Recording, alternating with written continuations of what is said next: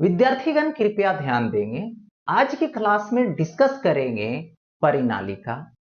परिनालिका मतलब सोलेनॉइड होता है। इससे चुंबकीय क्षेत्र क्या होगी, ये क्या होता है, इसको मोड़ेंगे वृत्ताकार रूप में तो क्या बनता है और उससे क्या चुंबकीय क्षेत्र होती है, इन सब चीजों को बारी बारी से आज डिस्कस करने वाले हैं। और साथ ही साथ आज के क्लास में इससे रिलेटेड जो न्यूमेरिकल होता है उसको भी डिस्कस करेंगे। तो सबसे पहले क्या होता है ये समझिए। परिनालिका या तो उसी को सोलेनॉइड बोलते हैं। देखिए होता क्या है, एक जो है से इंसुलेटर यानी मतलब कुचालक का रूप में जो है से फ्रेम लिया गया जो बेलनाकार होता है और उस बेलनाकार के ऊपर जो तार होती है ना, उस तार को क्या किया जाता है, लपेट देते हैं इस तरह से हेलिक्स जैसा। ठीक है, रैप्ड है। याद रहे ये जो तार होता है वो इंसुलेटिंग होता है। ठीक है, बाहर से मतलब एक दूसरे से यहाँ पे टच कर जाएगा तो डायरेक्ट वे में विद्युत धारा प्रवाहित नहीं हो जाएगी। विद्युत धारा जो आएगी वो घूम घूम के आएगी। ठीक है, तो यही क्या होता है, जो सिस्टम बना, जो निकाय बना, इसी को हम लोग परिनालिका बोलते हैं। इसके डिफिनेशन की ओर चलेंगे। कांच या गत्ता वही हुआ, मतलब कोई बेलनाकार जो है ना, वो क्या है, फ्रेम है। कांच या गत्ता का एक ऐसा खोखला बेलनाकार नली है जिसके ऊपर तार लपेटकर विद्युत धारा प्रवाहित करने पर छड़ चुंबक जैसा कार्य करता है, उसे परिनालिका कहते हैं। यही क्या हो गया, परिनालिका हो गया। अब इसमें मान लेता हूं कि इसकी जो कंडीशन है, इससे यदि विद्युत धारा प्रवाहित करें और इस तरीके से विद्युत धारा जाएगी और ऐसे विद्युत धारा लौटेगी, मतलब इस तरीके से विद्युत धारा है, इस तरीके से विद्युत धारा है, ऐसे है, ऐसे मतलब ऊपर से बाहर हो रही है और नीचे में अंदर जा रही है। तो यहां पर यदि हम इसका सिंबल दें, किसका, यहां पर परिनालिका का, तो इस केस में देखो यहां से बाहर हो रहा है विद्युत धारा, बाहर हो रहा है विद्युत धारा, बाहर हो रहा है विद्युत धारा, बाहर हो रहा है, और यहां पे अंदर हो रहा है, अंदर हो रहा है विद्युत धारा, अंदर हो रहा है और अंदर हो रहा है। तो ये हो गया, और ये इसके लिए क्या है, अच्छा।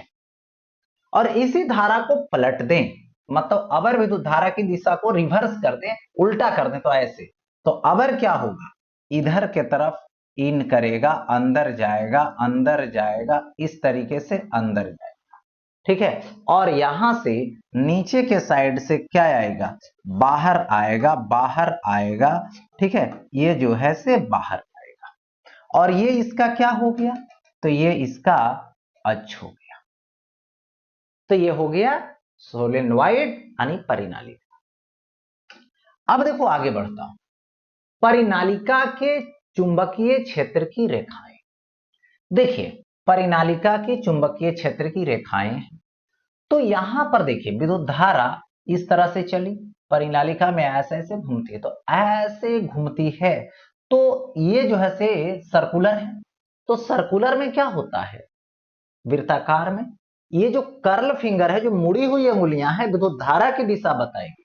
तो जिधर विद्युत धारा मुड़ रही है उधर की तरफ अंगुली मोड़ो और अंगूठा दिखाओ, जिधर अंगूठा की दिशा होगी उधर ही चुंबकीय क्षेत्र की दिशा होगी। यानी देखिए ऐसे ऐसे घुमा रहे हैं, इधर से जा रही है, ऐसे अंदर घुसा, बाहर निकला, ऐसे। तो यहां पर चुंबकीय क्षेत्र की जो दिशा होगी वो देखो इस तरीके से हो, यहां पर इस तरीके से हो, इस तरीके से हो। ठीक है, मतलब इधर जो है से बाहर निकलता है, तो जब बाहर निकलता है चुंबकीय क्षेत्र तो ई माना जाता है नॉर्थ, और जहां पर इन कर रहा है वो माना जाता है साउथ। जो कि मैग्नेट में बताया जाएगा, चुंबक में बताया जाएगा कि चुंबकीय क्षेत्र जहां से बाहर निकलती है वो उत्तरी ध्रुव होता है, और जहां पर इंटर करता है, प्रवेश करती है, वो दक्षिणी ध्रुव होता है। लेकिन बात बता दूं कि ये जो सोलेनोइड है, जो परिनालिका है, वो एक जो है से चुंबक की तरह व्यवहार करता है, एक चुंबक की तरह बिहेव करता है। अब देखिए इसमें आ जाए तो अब विद्युत धारा जो है, ठीक है, इस तरीके से है कि ऐसे अंदर से ऐसे आ रही है बाहर की तरफ, ठीक है, ऐसे। तो अबर चुंबकीय क्षेत्र की दिशा पहले ऐसे दिखा रहे थे, ऐसे अब नहीं दिखाना है, अब ऐसे दिखाना है, उधर से लाना है बाहर की तरफ, तो अंगूठा इधर दिखाएगा, ठीक है। तो इस तरीके से ऐसे चुंबकीय क्षेत्र की दिशा हो जाएगी। हो गया ऐसा। अब यहां पर यदि हम बतावें कि ये जो इधर के तरफ पोल है ये नॉर्थ है और इधर के तरफ क्या है, साउथ है, इन किया साउथ, बाहर निकला नॉर्थ, ठीक है। नेक्स्ट, अब देखिए यहां पर बारी बारी से समझ लें कि ये जो है से परिनालिका का संकेत हुआ, ठीक है। अब ये जो परिनालिका का संकेत हुआ, इसमें यदि हम लोग चलें, ठीक है, तो लिखा हुआ लंबे परिनालिका के कारण चुंबकीय क्षेत्र। अभी जो डिराइव कर रहे हैं वो सिर्फ है ना, डिराइवेशन जो होगा वो ओनली फॉर बोर्ड होगा, बोर्ड के लिए ये माना जाता है। अब देखिए ये अक्ष है इसका, यहां से बाहर हो रहा है करंट और यहां पर इन हो रहा है, मतलब ऐसे, ठीक है। तो सबसे पहले मान लेता हूं कि ये लंबा क्या है, परिनालिका है। तो इस स्थिति में चुंबकीय क्षेत्र निकाल लो। तो सबसे पहले यहां पर मान लो, माना कि एन क्या है, तो प्रति एकांक लंबाई में फेरों की संख्या, प्रति एकांक लंबाई में फेरों की संख्या। अब इसमें आई विद्युत धारा प्रवाहित हो, तो इसमें सबसे पहले एक बात और लिख दूं कि ये जो स्मॉल एन होगा टोटल संख्या, टोटल फेरों की संख्या और बाई टोटल लंबाई होती है। अब इसमें विद्युत धारा कितना प्रवाहित हो रहा है, आई, आई क्या है, विद्युत धारा, विद्युत धारा हो। अब हमें चुंबकीय क्षेत्र निकालने, तो चुंबकीय क्षेत्र देखिए यहां पर अक्ष पर सपोज दैट निकाल, तो चुंबकीय क्षेत्र अक्ष पर निकालोगे तो यहां से विद्युत धारा बाहर हो रही है, अंदर हो रही है इधर, तो ऐसे, तो चुंबकीय क्षेत्र की दिशा यहां पर इस तरफ, ठीक है। और यहां पे कितना चुंबकीय क्षेत्र होगा इसको हमें निकालनी। तो ऐसा करता हूं कि चारों तरफ से एक बंद सतह, एक बंद सतह खींचा, इस सतह का नाम रखेंगे ए बी सी और ये डी रखेंगे, ए बी सी डी बंद सतह का नाम रखेंगे। बंद सतह सॉरी बंद पथ, बंद पथ का नाम रखा गया। ये चारों तरफ से पैक कर दिए, चारों तरफ से घुमा दिए, बंद परिपथ खींच दिए, ठीक है। अब यहां पर क्या करना है कि चुंबकीय क्षेत्र निकालना है, तो बंद परिपथ किसके लिए यूज करते हैं, तो यूज करते हैं हम लोग एम्पियर के परिपथीय नियम के लिए। तो इतना बंद परिपथ जो खींचे हैं उसमें क्या हो रही है, विद्युत धारा बाहर आ रही है, विद्युत धारा क्या आ रही है, बाहर आ रही है। तो कितना विद्युत धारा इस बंद परिपथ से बाहर आ रही है, तो एक फेरा की संख्या लेते हैं तो आई विद्युत धारा, तो इतना में यानी इसका लंबाई ले लेता हूं, इसका लंबाई मैं यहां पर एल ले लेता हूं। तो एल लंबाई में जितना क्या होगा, फेरों की संख्या होगी, उतना बार विद्युत धारा बाहर आएगी, यही तो है। तो यहां पर ऐसा कर दो कि आई इन इससे एक फेरा की संख्या, सॉरी एक फेरा लें तो उसमें भी तो धारा आई है, तो एल लंबाई में कितना फेरों की संख्या होगी, ठीक है, तो कितना होगी, देखो यहां से ऐसा करता हूं, यहां पर एन लिख देता हूं, एन हो गया, और ये क्या हो गया, आई हो गया, क्योंकि प्रति एकांक यानी एल लंबाई में, ठीक है, फेरों की संख्या एन था, कैपिटल एन, तब ने होगा पर यूनिट लेंथ में एन बाई एल, तो एल लेंथ में कितना होगा, कैपिटल एन होगा, ठीक, तो एन आई हो जाएगा, एन आई दे दिया। अब यहां से लिखेंगे एसीएल से, यानी एम्पियर सर्क्यूटल लॉ से, यानी एम्पियर के बंद परिपथ के नियम से, जो आपने बंद परिपथ खींच रखा है, तो उसके लिए क्या नाम दोगे, बंद परिपथ से, ये हो गया, बंद परिपथ का नाम क्या है, ए बी सी डी, जिसका क्या होगा, चुंबकीय क्षेत्र के रैखिक समीकरण, रैखिक समीकरण क्या होता है, म्यू नोट क्या होगा, आई इन होगा, यही तो होगा। लेकिन ये जो बंद परिपथ है वो चार भागों में बटा हुआ है, ए से बी, बी से सी से डी, डी से ए, यही तो बंटवारा है। तो बारी बारी से हम लोग ऐसा करते हैं कि जो बंद परिपथ है उसके लिए काम करें। सबसे पहले बंद परिपथ को भंग कर, बी डॉट डी एल, लेकिन ए से कहां, बी, फिर कहां, तो बी से सी, ठीक है, b dot d l plus फिर कहां, तो c to d dot b dot d l, फिर कहां, यहां से डी से ए आ जाइए, बी डॉट डीएल हो जाएगा, और ये जो है से हो जाएगा म्यू नॉट आई इन, रखिए।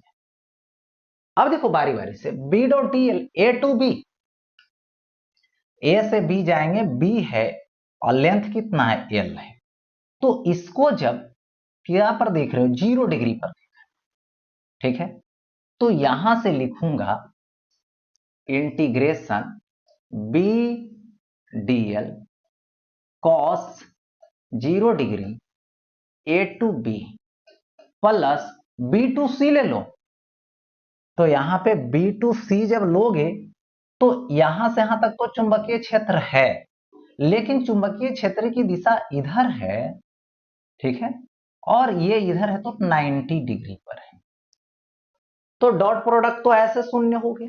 और जैसे ही इस जो है से सोलेनोइड के आयतन से, यानी परिनालिका के आयतन से बाहर होते हैं, तो परिनालिका के आयतन से जैसे ही बाहर होंगे तो चुंबकीय क्षेत्र लगभग शून्य हो जाएगा, लगभग शून्य। इसका मतलब है कि आगे फिर इंटीग्रेट करेंगे तो चुंबकीय क्षेत्र शून्य होगा लगभग, तो क्या होगा, डॉट प्रोडक्ट भी उसका शून्य आएगा। इसका मतलब ये जो स्टेप आएगा वो शून्य आएगा। और ये जो सी डी पार्ट है, सी डी यहां से वो क्या है, बाहर है, बाहर चुंबकीय क्षेत्र लगभग शून्य, तो ये भी क्या आ जाएगा, यहां पे शून्य आ जाएगा। प्लस डी टू ए आएंगे, तो यहां पे डी से ए आएंगे, तो पहले जब इतना दूर आएंगे तो चुंबकीय क्षेत्र तो है ही नहीं, तो शून्य होगा। फिर नीचे आएंगे तो चुंबकीय क्षेत्र की दिशा इधर है और मैं लेंथ इधर ले रहा हूं, तो डॉट प्रोडक्ट के लिए 90 डिग्री यूज होगा, और 90 डिग्री पर डॉट प्रोडक्ट शून्य होता है। इसका मतलब हुआ कि यहां पर शून्य लेंगे, तो ये हो गया is equal to mu naught, और ये क्या होगा, तो आई इन होगा, म्यू नोट आई इन होगा। अब देखिए यहां से बी बाहर कर लीजिए, इंटीग्रेशन किसका होगा, ए टू बी होगा, और ये डीएल रहेगा cos 01 is equal to mu naught into i in, तो ये क्या होगा, एन आई होगा। क्यों, क्योंकि हमने एल लंबाई में टोटल नंबर कैपिटल एन है, अब पर यूनिट लेंथ में कितना है, स्मॉल एन है, तो एक फेरा से कितना करंट जा रहा था, आई, तो आई इन कितना लिए थे, एन आई, तो इसको लाके हम लोग अब यहां पर बैठा दिया। अब देखो b i into d l का इंटीग्रेशन एल होगा, a to b is equal to mu naught N i, तो b is equal to mu naught, l नीचे चला जाएगा तो एन बाई एल होगा इंटू आई होगा, n by l small n होता है, तो अंदर में मैग्नेटिक फील्ड इसका क्या होगा, म्यू नोट एन आई होगा। लेकिन किसके लिए ये यूज हो रहा है, अनंत लंबाई के यहां पर परिनालिका।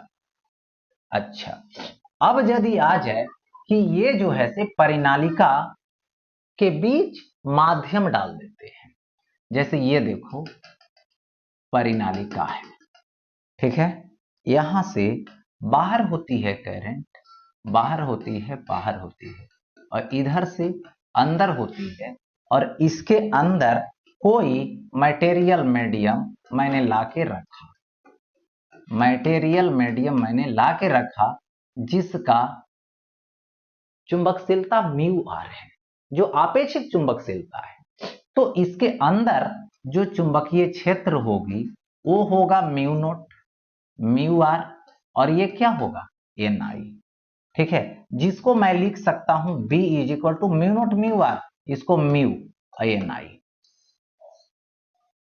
ये हो जाएगा। अब देखिए ये तो आ गया, इसके बाद परिमित लंबाई की परिनालिका, जैसे ये परिमित लंबाई है, फिक्स लंबाई है, फाइनाइट लेंथ है, तो उसके लिए यहां से जैसे ही इसको क्या करो, ज्वाइन करो इस एंड से, तो ई वाला एंगल सपोज दैट अल्फा है, और ये एंगल इधर से ज्वाइन करो तो ये एंगल बीटा है। तो यहां पर जो चुंबकीय क्षेत्र होगा इसके केंद्र पर, कहां पर, केंद्र पर, या तो थोड़ा सा हट के, ठीक है, अलग, तो इसके अंदर कहीं भी जहां पे अल्फा बीटा लेना, जब केंद्र पर होगा तो अल्फा बीटा दोनों आपस में बराबर हो जाएगा। चलिए ठीक है, तो इस केस में B इज इक्वल टू ए होता है म्यू नॉट एन आई होता है, इसके बाद sine alpha plus sign beta by 2 होता है, ये चुंबकीय क्षेत्र होती है। अब देखो यही यदि अनंत लंबाई की परिनालिका, तो परिनालिका के अंदर अक्ष पर, तो परिनालिका के अंदर अक्ष पर ऐसे डॉट डॉट कहां तक चले जाओगे, अनंत लंबाई का है, तो अनंत तक जाओगे तो ये एंगल अल्फा होगा, अनंत तक इधर जाओगे अनंत तक तो ई क्या होगा, बीटा होगा। तो यहां पे अल्फा बीटा जो देख रहे हैं वो कितना डिग्री का होगा, 90 डिग्री का होगा।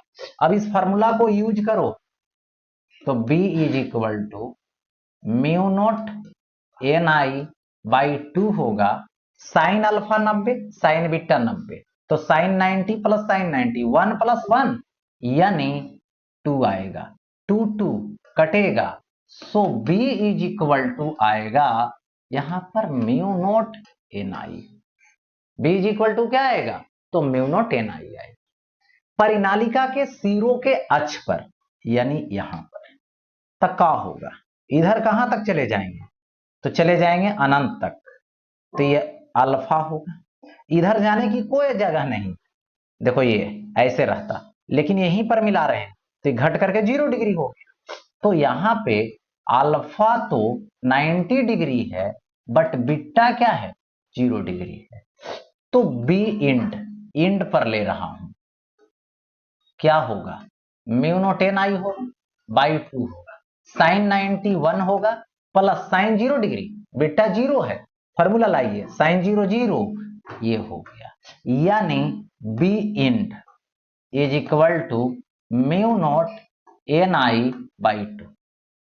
तो इससे क्या है आपको पता चला, यही पता चला कि जो परिनालिका होती है अनंत लंबाई की परिनालिका के अंदर चुंबकीय क्षेत्र म्यू नॉट एन आई होता है, ठीक है, जो इस फार्मूला से भी निकाल सकते हैं या तो फिर बायोट सेवार्ट लॉ का यूज करके भी निकाल सकते हैं, ठीक है, अनंत लंबाई का जब रहेगा तो।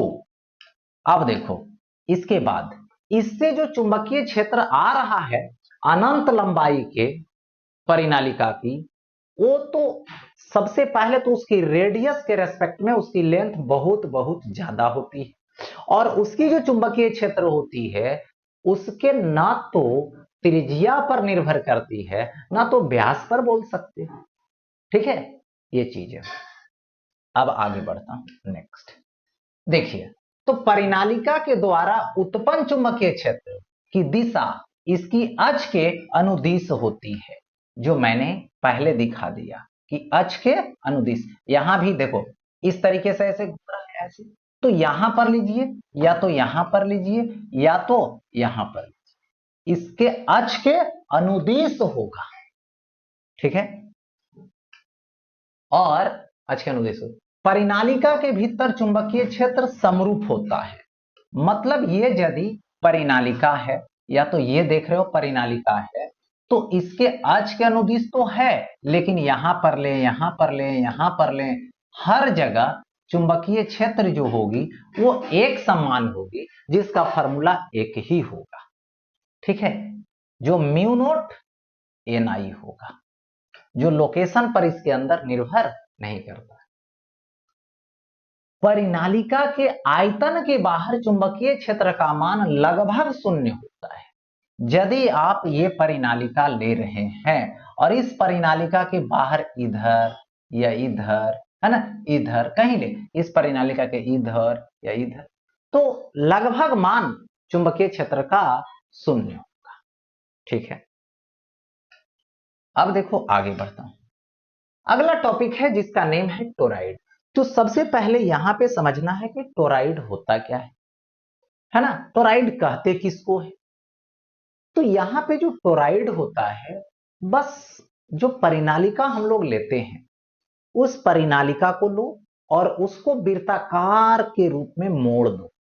मोड़ने के बाद उसका जो दोनों सिरा होता है वो दोनों सिरा को आपस में ज्वाइंट कर दो, और जैसे ही आप ज्वाइंट कर दोगे तो ये जो वृत्ताकार फ्रेम बनता है वही यहां पर क्या है, टोराइड है, वही यहां पर क्या है, टोराइड है।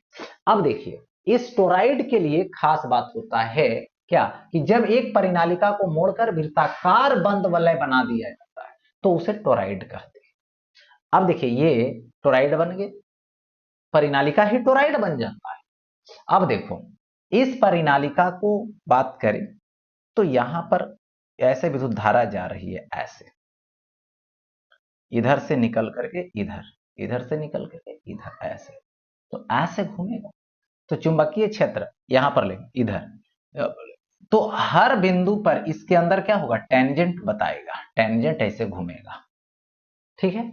अब देखो इसकी बाहरी त्रिज्या बी है, आंतरिक त्रिज्या ए है, और ये जो आर देख रहे हो बीचों बीच वाला त्रिज्या है जिसको माध्य त्रिज्या बोलते हैं। यानी ये क्या है, ये हुआ यहां पर आंतरिक, आंतरिक त्रिज्या, और बी क्या हुआ, तो यहां पर बाहरी, ठीक है, त्रिज्या।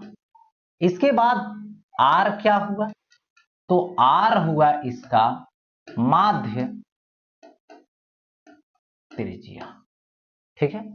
माध्य त्रिज्या जब निकालना रहेगा तो आंतरिक प्लस बाहरी बाई 2।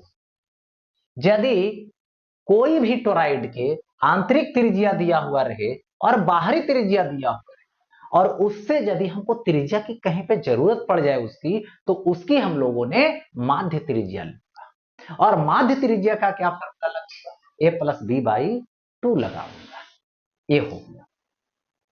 अब देखिए टोराइड तो बन गया।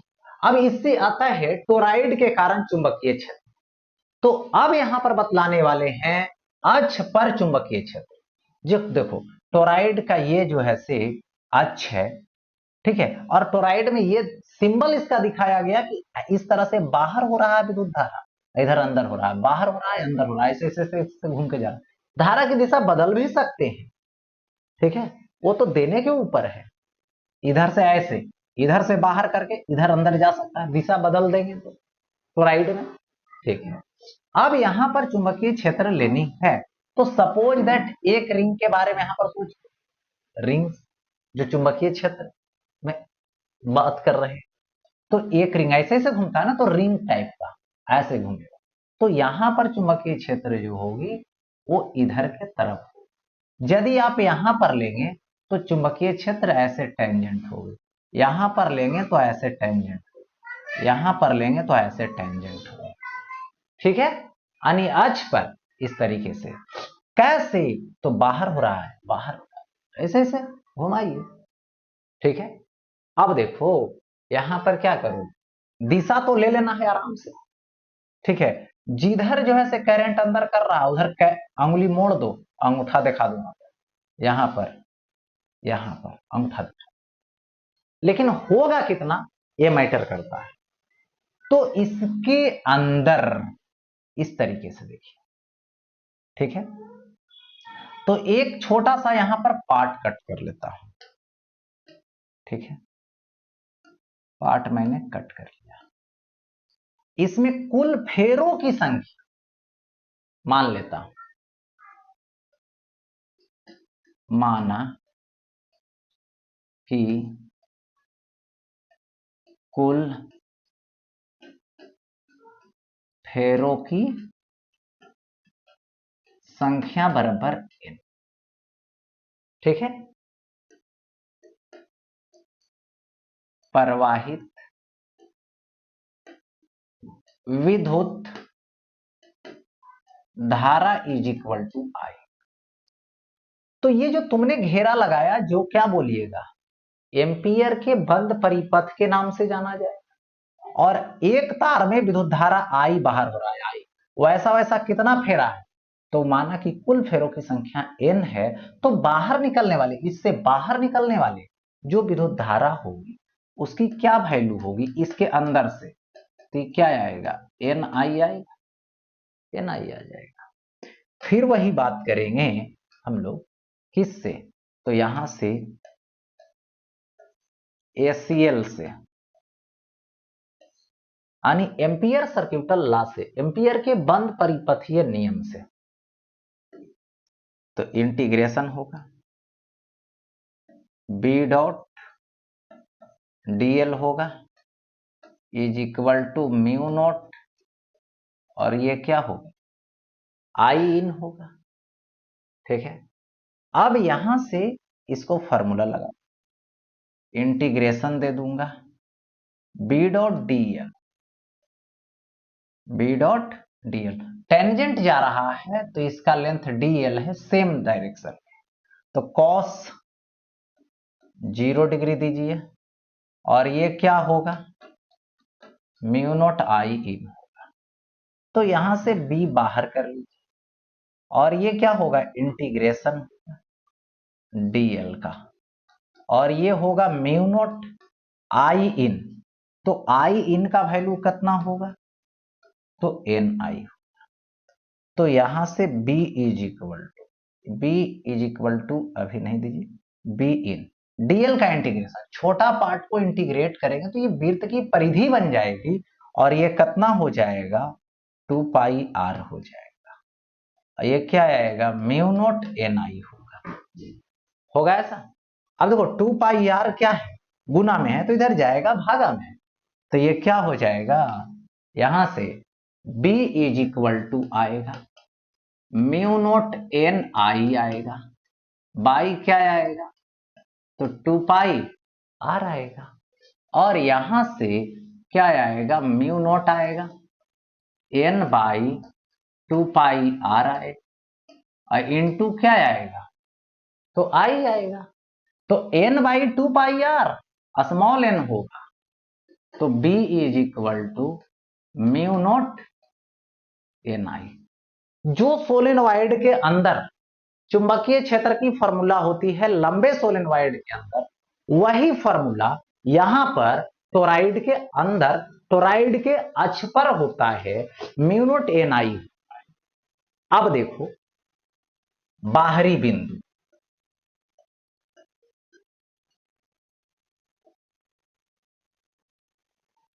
बाहरी बिंदु पर यदि आप बाहरी बिंदु पर लेते हैं तो बाहर की बिंदु, सपोज कर लीजिए एक बिंदु यहां पर मैंने लिया Q1 और एक बाहरी बिंदु ये भी है, क्योंकि टोराइड की मोटाई ये है और उसके अंदर यही बात करेंगे, ठीक है, यहां पर है। तो यदि आप यहां पर एक सर्कल ऐसे बनाते हैं, बंद परिपथ खींचते हैं, तो इधर से विद्युत धारा बाहर निकलती है, ई वाला अंदर, तो बाहर और एक अंदर, बाहर और एक अंदर, तो कुल क्या हो जाएगा, बाहर जो दिखाएगा वो शून्य और जो अंदर दिखाएगा, सॉरी, बाहर जो दिखाएगा पॉजिटिव, अंदर जो दिखाएगा नेगेटिव। तो जितना बाहर हो रहा है उतना अंदर दिखा रहा है, तो इसके चारों तरफ खींचेंगे तो आई इन तो जीरो हो जाएगा। एक मिनट, क्यू लीजिए Q2, इसको चारों तरफ से ऐसे बंद परिपथ खींचिए एम्पियर जी का, तो इसके अंदर जो सर्कल बन गया, बंद परिपथ बन गया, उसके अंदर ना तो करंट जा रहा है ना तो उस प्लेन से बाहर आ रहा है। इसका मतलब है कि आई इन की बात करें, उसके बॉन्डेड के अंदर विद्युत धारा शून्य होगा, यानी बी भी क्या होगा, शून्य होगा। यानी टोराइड के बाहर किसी भी बिंदु पर बात करें, उसके सर्कल के अंदर वाला बात करें पार्ट का जो खाली जगह है, या तो बाहर बात करें तो विद्युत सॉरी चुंबकीय जो क्षेत्र होता है वो शून्य होता है। चुंबकीय क्षेत्र क्या होता है, शून्य होता है। तो यहां पर आपने सोलेनॉइड से भी देखा, टोराइड से भी देखा, लेकिन आपने ये देखा कि एम्पियर सर्क्यूटल लॉ से निकाला जाता है, ठीक है। अब देखो यहां पर टोराइड के द्वारा उत्पन्न चुंबकीय क्षेत्र की दिशा इसकी वृत्तीय अक्ष के अनुदिश होती है। ये तो मैंने पहले बता रखा कि वृत्त का ये अक्ष है और जैसे जैसे अक्ष घूम रहा है गोलाकार, हर बिंदु पर चुंबकीय क्षेत्र टेंजेंट होता जा रहा है, अक्ष के अनुदिश है, ठीक है। तथा इसका परिमाण संपूर्ण अनुप्रस्थ काट पर एक समान रूप से वितरित होता है, ये भी सही बात है। टोराइड के आयतन के बाहर चुंबकीय क्षेत्र का मान सदैव शून्य होता है। तो बाहर लिए देखो, अभी बताए कि बाहर लिए तो शून्य हुआ है ना, टोराइड के केंद्र पर चुंबकीय क्षेत्र सदैव शून्य होता है, शून्य होता है, क्योंकि यदि टोराइड लेते हैं और टोराइड का ये सेंटर यहां पर है, यानी Q2 यहां नहीं लेकर के यहां लें, तो क्या होगा, इस जो है से मटेरियल जितना है उसके बाहर वाला ही बिंदु है तो शून्य ही होगा, वो क्या होगा, शून्य होगा। अच्छा, अब देखिए ये तो हो गया, इसके बाद आगे बढ़ते हैं, अब आते हैं न्यूमेरिकल की तरफ। देखिए न्यूमेरिकल बनाने के लिए सबसे ध्यान देने वाली बात है कि सवाल कह क्या रहा है, उससे गिवन वैल्यू नोट करने का प्रयास करें और साथ ही साथ यदि उसका डायग्राम बना सकते हैं तो आप डायग्राम भी बना लें, जिससे क्या होगा कि हाफ सवाल आपका वहीं पे सॉल्व हो जाएगा। तो सबसे पहले सवाल पढ़ते, एक लंबी धारावाही परिनालिका स्वयं की अक्ष पर बी चुंबकीय क्षेत्र उत्पन्न करती है। यदि धारा का मान दुगना और प्रति सेंटीमीटर फेरों की संख्या आधी कर दी जाए तो चुंबकीय क्षेत्र का नया मान क्या होगा। तो सबसे पहले देखिए, जो परिनालिका होगा उसमें फेरों की संख्या प्रति इकाई लंबाई में क्या होगी ये तो पहले मालूम नहीं, लेकिन बता रहा है कि आगे आपको फेरों की संख्या धारा की मान को, है ना, आधा करना है, दुगना करना है, तो उसके लिए प्रारंभिक तो जानकारी जरूरी होनी चाहिए। तो देखिए यहां पर हम लोग स्टेप पहले नंबर 1 ले लेते हैं। स्टेप 1 में एक जो है से सोलेनॉइड बना लेते हैं, लंबा सोलेनॉइड, जिसमें पहली बार तो ये बात हुई कि इसमें जो विद्युत धारा है इसको मैंने आई मान लिया, इसमें जो फेरों की संख्या है प्रति इकाई लंबाई में वो स्मॉल एन मान लिया। अब इसके अंदर चुंबकीय क्षेत्र जो होगा वो बी होगा, जिसका basic concept mu naught n i होता है। अब यहां से इसको मैं पहली बार प्रथम समीकरण माना। इसके बाद स्टेप नंबर 2 लेता हूं। स्टेप नंबर 2 में कहानी को थोड़ा घुमा दिया गया। क्या कर दिया गया? यदि धारा, पहले तो यही ना बोला कि चुंबकीय क्षेत्र बी, यदि धारा का मान दुगना यानी परिनालिका है, अब उसमें क्या करना है, इसमें विद्युत धारा के मान को डबल कर देना है, और साथ ही साथ बोला है और प्रति सेंटीमीटर मतलब प्रति एकांक लंबाई घेरों की संख्या आधी कर दी जाए। पहले था n, तो अब क्या कर देना है, आधा कर देना है। तो हो गया, धारा को बोला दुगना, तो पहली वाली धारा आई, दूसरी वाली धारा 2 आई, पहली वाली फेरों की संख्या n, आधी कर दो तो n/2। अब चुंबकीय क्षेत्र, तो ये क्या हो जाएगा, बी डैश हो जाएगा। तो क्या आएगा, म्यू नॉट एन, एन के जगह पे n/2 और इनटू आई, आई के जगह पे 2i, 2 कट जाएगा, तो b dash is equal to mu naught n i हो।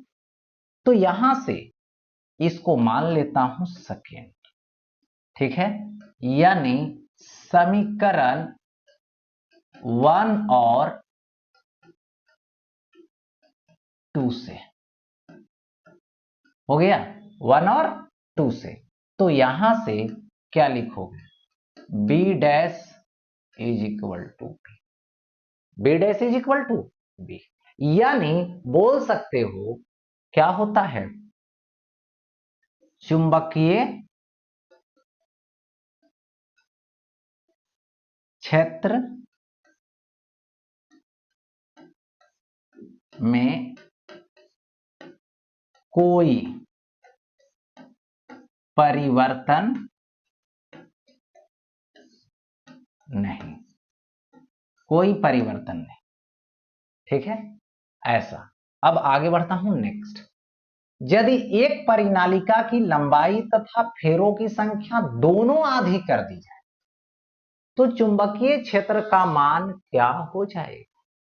अब देखिए, फिर जो है से दो बातें बोल, दो स्टेटमेंट के टाइप से। पहले तो बोला कि फेरों की संख्या और जो लंबाई है दोनों को आधी कर दी जाए, तो पहले तो जानना होगा कि फेरों की संख्या है क्या और लंबाई है क्या, कितना है।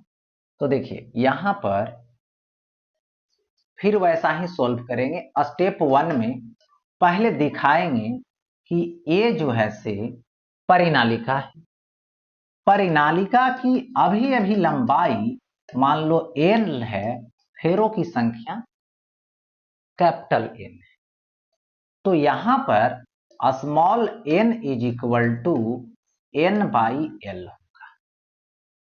अभी तो इसमें मान लो विद्युत धारा आई जा रही है, ठीक है, तो इस केस में b is equal to mu naught n i लगाऊंगा, तो b is equal to mu naught, ठीक है, n के जगह पे n/l हो गया, इंटू आई हो गया।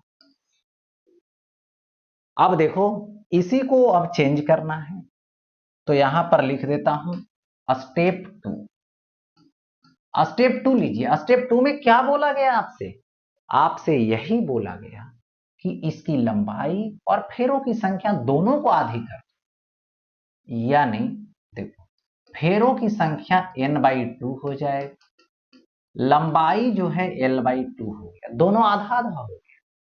लेकिन करंट बोला कोई चेंज नहीं है, करंट की कोई जिक्र नहीं।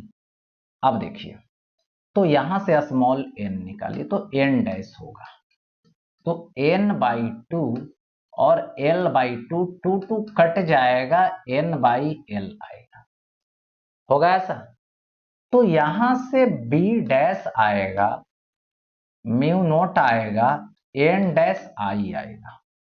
क्या n डैश और n, n/l n/l क्या है, स्मॉल, तो n डैश ही रहेगा। तो b dash is equal to mu naught ni। Equation की बात करें यहां पे, या तो n डैश की बात करें पहले, तो mu not n dash n/l रख दीजिए, ठीक है, i, या तो स्मॉल n रख दीजिए, कोई फर्क नहीं पड़ता है ना, वही रह जाएगा। तो ये हो गया सेकेंड इक्वेशन। अब यहां पर लिख सकते हो समीकरण फर्स्ट और सेकेंड, तो b dash is equal to b आएगा, क्योंकि ये वाला दोनों इक्वल, मतलब कोई परिवर्तन नहीं हुआ, तो फिर बोलेंगे कि यहां पर रिमेन्स कांस्टेंट है, कोई चेंजिंग नहीं हो रहा है, एक जैसा रह जा रहा है।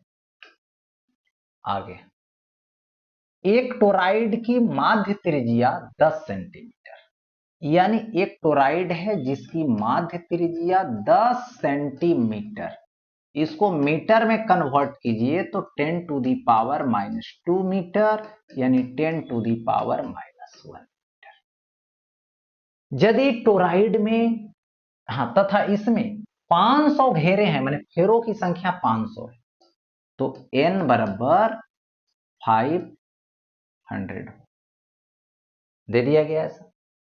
तो इसमें क्या करोगे, प्रति एकांक लंबाई में फेरों की संख्या, कुल फेरों की संख्या बाई कुल लंबाई, तो उसकी परिधि होगा कुल लंबाई, तो 2πr।